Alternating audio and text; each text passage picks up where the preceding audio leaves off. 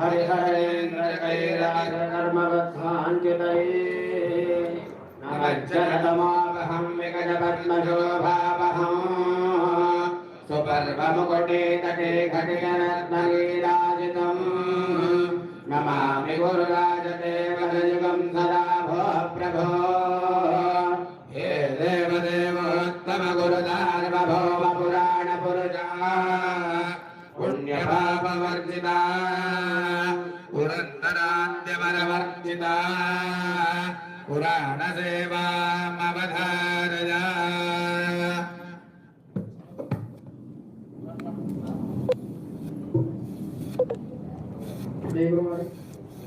रामाय रामभद्राय रामचंद्राय वेदसे रघुनाथाय नाथाय सीताय पतये नमः। मनोजवं मारुतं वेगं जितेन्द्रियं बुद्धिमतां वरिष्ठं पादात्मजं वा निरयोगमुख्यं श्रीरामदूतं शरणं प्रपद्ये। आज इस दत्त जयंती महोत्सव के अंतर्गत एक सेवा करने का अवसर मुझे यहाँ पर मिला है और इस सेवा के अंतर्गत जैसे कि हम सब लोग जानते हैं महाराज श्री गोविंदराज महाराज जी उन्होंने जो परिश्रम किया उनके परिश्रम से आज यहाँ पर हम सब लोग दत्त जयंती महोत्सव मना रहे हैं। इस पुराण सेवा के अंतर्गत मैं भक्ति मार्ग के कुछ विषय यहाँ पर रखना चाहता हूँ। भक्ति मार्ग से अगर हम भक्ति की बात करते हैं तो सबसे पहले हमारे दिमाग में आता है हनुमान जी, जो भक्त थे राजा रामचंद्र जी के। और भक्ति और भाव इन दोनों का वर्णन अगर कहीं पे हम कर सकते हैं तो वो हनुमान जी पे ही कर सकते हैं। तो रामायण का एक छोटा सा संदर्भ है, यहाँ पर मैं आप सभी से कहना चाहता हूँ कि एक समय एक राजा थे, कैवर्त देश के राजा। तो उनका नाम था सुकंद। सुकंद राजा थे। तो राजा के समीप एक मंत्री थे। तो उन्होंने राजा को कहा कि सुमेरु पर्वत पर कुछ संत आए हैं, कुछ ऋषिगण आए हैं, हम सभी लोग वहां पर चलते हैं और वहां पर जाके हम सभी लोग वो जो ऋषि मुनि वहां पर आए हैं उन सभी की दर्शन करते हैं, उनको आमंत्रित करते हैं हमारे राज्य में आने के लिए। तो सुगंध राजा ने कहा कि ठीक है, चलो चलते हैं, सभी लोग मिलकर जाते हैं और उन सभी को हम आमंत्रित करते हैं।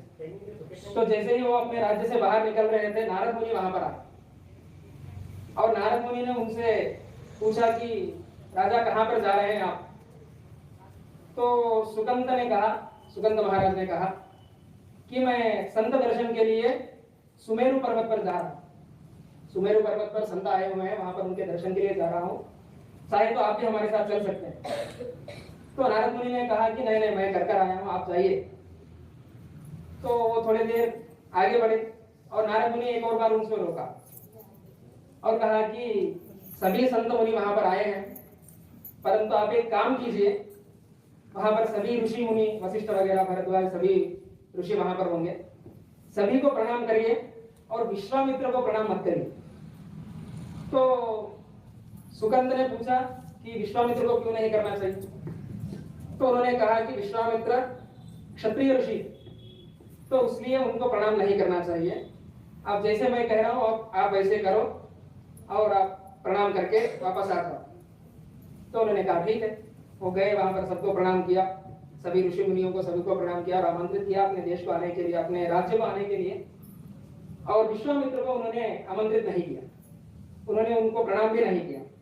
तो विश्वामित्र को बहुत क्रोध आया और विश्वामित्र वहां से अयोध्या गए। अयोध्या में राजा रामचंद्र जी अपने सिंहासन पर वहां पर अधिष्ठित थे। तो जब विश्वामित्र वहां पर गए तो रामचंद्र जी अपने शयन कक्ष में थे। तो जब वो वहां पर गए, उन्होंने अंदर जाकर प्रणाम किया। सामने लक्ष्मण जी थे और लक्ष्मण जी से उनसे पूछा कि कहाँ है आपके राजा? यहाँ आपके राज्य में घोर अन्याय हो रहा है, ऋषि मुनियों का यहाँ पर ऋषि मुनियों का अपमान हो रहा, तो कहाँ है आपके राजा? आपके राज्य में ऐसा नहीं हो सकता। राम राज्य में सबको कुशल मंगल सबका रहना चाहिए। तो उन्होंने कहा कि महाराज जी तो अंदर राजा रामचंद्र तो सो रहे हैं, क्या बात है मुझे बताइए, मैं आपका। तो उन्होंने कहा नहीं नहीं, मुझे राजा रामचंद्र जी से ही मिलना है, उनको ही बताना है, मैं राजा को ही बताऊंगा, आपको नहीं बताऊंगा। तो राजा रामचंद्र जी बाहर आए, उन्होंने पूछा कि क्या हुआ गुरुदेव, क्या हुआ। तो उन्होंने कहा कि घोर अन्याय हुआ है, मुझे अपमान किया है सुमंत ने, राजा सुमंत ने मुझे, सुकंत ने मुझे मेरे साथ अन्याय किया है, मेरा अपमान किया है। तो इसीलिए चाहता हूं कि तुम जाकर उससे लड़ो, उससे लड़ो और उसको कहो, उसको पराजित कर लेकर आओ मेरे पास, लेकर आकर मेरे चरणों में उसका सिर होना चाहिए। तो राजा रामचंद्र जी ने कहा कि आप क्रोध मत कीजिए, मैं जाता हूँ, जाकर उसको लेकर आता हूँ, अगर वो नहीं आए तो उसका शिरच्छेदन कर दूंगा, अगर नहीं आए। उन्होंने प्रमाण किया, तो प्रमाण करने के बाद वो बात सुकंद राजा को पता चली कि राजा रामचंद्र जी ने प्रतिज्ञा किया है कि वो मेरा सर धड़ से अलग कर देंगे। तो वो बहुत घबराया, राजा बहुत घबराया और घबरा कर वो नारद मुनि को ढूंढने लगा, कहाँ है नारद मुनि, उसी के कारण ये सब हुआ है। तो मैं नारद जी के पास जाऊंगा और उन्हीं से पूछूंगा, इसका जो परिणाम होने वाला है इसके बारे में उन्हीं से पूछूंगा। तो नारद जी नहीं मिल रहे थे, वो कहीं अदृश्य थे। तो कुछ देर वो रोने लगा, बैठकर एक नदी के समीप तट पर बैठकर रोने लगा। और उसी समय वहां से नारद जी गुजर रहे थे, उन्होंने नारद जी के पैर पकड़ लिए, उन्होंने कहा आप कुछ भी करो, आप कुछ भी करो, मुझे राजा रामचंद्र जी से बचाओ, मेरे प्राण बचाओ। तो नारद जी ने कहा मैं क्या कर सकता हूँ, तुमने किया हो गया, अब मैं उसके लिए क्या करूं। उन्होंने कहा अरे नहीं, आपने ही तो कहा था विश्वामित्र को प्रणाम मत करो, तो मैंने नहीं किया। और वो राजा रामचंद्र जी के पास गए और वो कह रहे हैं कि मेरा शिरच्छेदन कर देंगे, तो आप मुझे कुछ करिए।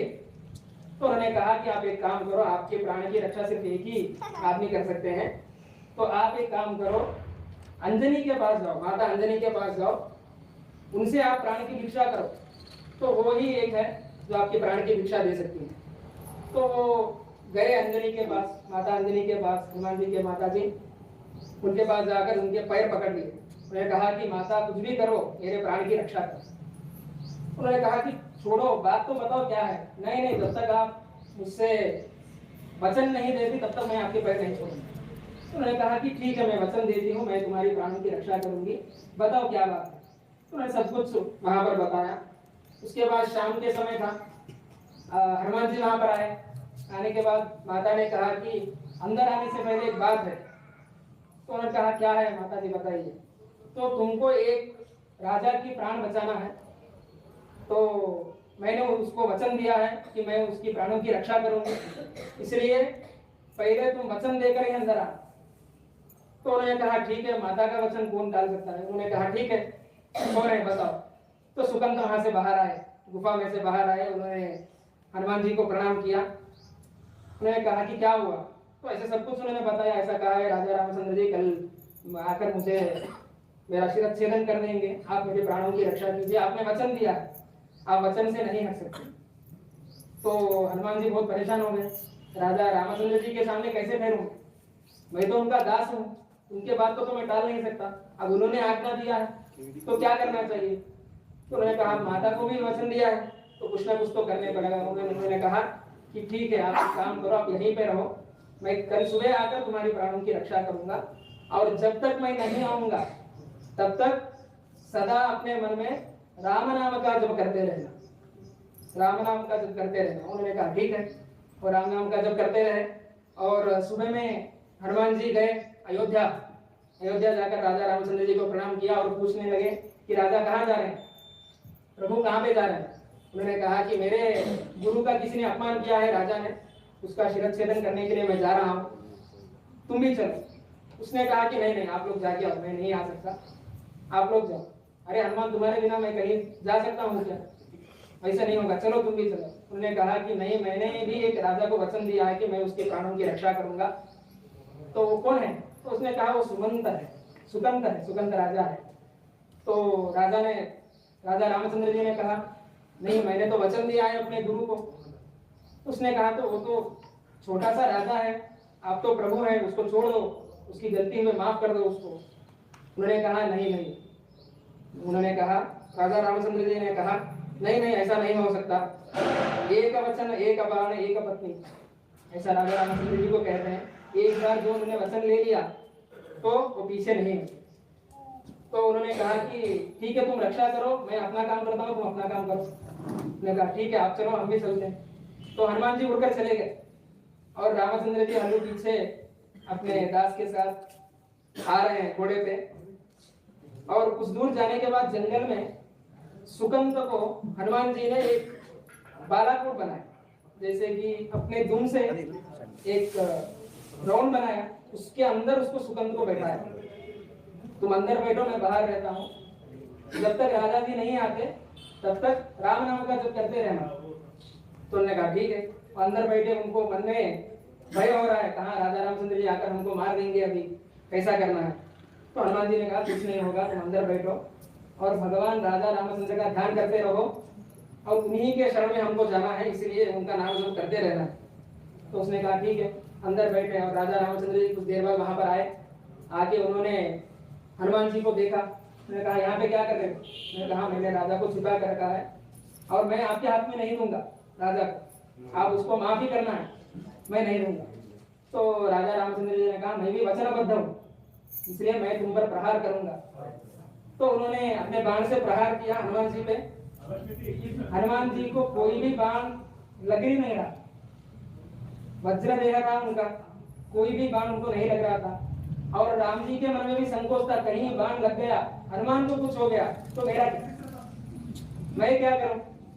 तो उन्होंने कहा, कुछ देर बाद सुगंध को उन्होंने कहा कि आप एक काम करो, बाहर आओ और राजा रामचंद्र जी के पैर पड़ो। तो उसने कहा नहीं नहीं, मैं बाहर नहीं आऊंगा, जब तक वो वचन नहीं देंगे मैं बाहर नहीं आऊंगा। बाहर आया, उन्होंने मार दिया तो सब कुछ बेकार हो जाएगा। तो उन्होंने कहा ठीक है, बैठे रहो अंदर। अंदर बैठे थे, कुछ देर बाद लक्ष्मण जी आए। लक्ष्मण जी आके उन्होंने ब्रह्मास्त्र का प्रहार किया, ब्रह्मास्त्र का प्रहार किया। तो जाकर हनुमान जी के छाती में लगा, छाती में लगा और राम जी मूर्छित हो गए। हनुमान जी को लगने के बाद राम जी मूर्छित हो गए और देखकर सभी लोग परेशान हो गए, अरे ये क्या हो गया, हमने हनुमान जी को मारा था, राम जी गिर गए। तो वहां पर एक आदमी था, तो उसने जाकर हनुमान जी से पूछा ये क्या हो रहा। तो हनुमान जी ने कहा मेरे हृदय में सदा राम है, राम बसते, तुम हृदय पर वार करोगे तो राम जी को ही लगेगा। और राम जी जमीन पर मूर्छित होकर गिर पड़े और हनुमान जी के हृदय से रक्त बह रहा है। और उन्होंने हनुमान जी को बुलाया जरा, और हनुमान जी हल्लू हल्लू सामने आ रहे हैं। और उसने हनुमान जी ने अपने पूंछ में से स्वतंत्र को बाहर नहीं निकाला, तो पूंछ के साथ ही जा रहे हैं सामने। जाकर रामचंद्र जी के पास जाकर उन्होंने प्रणाम किया और राजा रामचंद्र जी बहुत भावुक हो गए और वो हनुमान जी के छाती पर हाथ ऐसे फेरने लगे। तो बहुत तकलीफ हो रहा होगा उसको, और राम जी के नेत्र बंद थे और वो हनुमान जी को अपने मन में याद करते करते उनके हृदय पर हाथ कर रहे हैं। तो हनुमान जी ने सोचा यही एक मौका है। उन्होंने उस सुकंत को उठाया और अपने वो पीछे हट गया, उसको सामने रख दिया और राम जी का हाथ उसके सिर के ऊपर चला गया। उन्होंने कहा कि आपका आशीर्वाद हो गया, ये तो मर नहीं सकता, अब आप ही की जिम्मेदारी है इसको बचाना, मेरा नहीं है, मेरा काम होगा, मैं जा रहा हूँ। हनुमान जी उठकर चले गए। सुगंध परेशान हो गया, इन्होंने तो सामने रखकर छोड़ दिया। और राम जी उठे, उन्होंने कहा कि मेरा दास, मेरा भक्त जो कह रहा है भगवंता तोड़े, भक्त के अधीन भगवंता होते हैं, तो भक्त के अधीन थे भगवान राजा रामचंद्र। उन्होंने सुगंध को कहा ठीक है, मैं इस बार को आपको माफ कर देता हूँ, परंतु आपको एक काम करना पड़ेगा, मेरे गुरु के अंश मत लेना। मैंने कहा भाई क्या अपना सिर रखूंगा, आप बुलाओ। तो विश्वामित्र जी वहां पर आए, आके उन्होंने वहां पर ठहरे। तो सुगंध जाकर उनके शरणागति जाकर उनको प्रणाम किया और कहा कि ऋषि, उससे बहुत बड़ा अपराध हुआ है। और उन्होंने कहा ये अपराध हुआ कैसे, किसके कारण हुआ? तुमने सभी ऋषि मुनियों को वहां पर प्रणाम किया, मुझे क्यों नहीं किया, क्यों हुआ? तो नारद मुनि ने ऐसा कहा था, इसलिए मैं ऐसे किया। तो बुलाए नारद मुनि को राजा जी, रामचंद्र जी बुलाए, इधर आओ, क्यों किया ऐसा? तो उन्होंने कहा कि मैं जहां भी जाता हूँ नारायण नारायण बोलता हूँ, तो लोग मुझसे प्रश्न पूछते हैं कि नारायण बड़े या उनका नाम बड़ा, राम जी बड़े या राम जी का नाम बड़ा? तो उन्होंने कहा कि राम जी बड़े नहीं है, राम जी का नाम बड़ा है। राम जी बड़े नहीं है, राम जी का नाम बड़ा है, इसीलिए मैं ये सब कुछ मुझे करना पड़ा, इसलिए मैंने ये किया है। आप मुझे क्षमा करें। सभी लोगों को अब पता चलेगा कि राम जी बड़े नहीं है, राम जी का नाम बड़ा है। तो उसके बाद हनुमान जी वहां पर आए और हनुमान जी को राजा रामचंद्र जी ने कहा, मेरा समय हो गया है, मैं सरयू नदी में मेरा अवतार समाप्त हो चुका है, मैं जा रहा हूँ, तो आप ही चलो हमारे साथ, चलो हम लोग वैकुंठ मोक्ष को जाते हैं। तो हनुमान जी ने कहा कि नहीं, जब तक आपका नाम रहेगा तब तक मैं इस भूमंडल पर रहूंगा, सदैव के लिए। इसलिए वो चिरंजीवी है, सदैव जब तक राम जी का नाम है तब तक हनुमान जी यहीं पर रहेंगे इस भूमि पर। ऐसा उन्होंने कहा, राजा रामचंद्र जी को प्रणाम किया। हरि ओम तत्सत।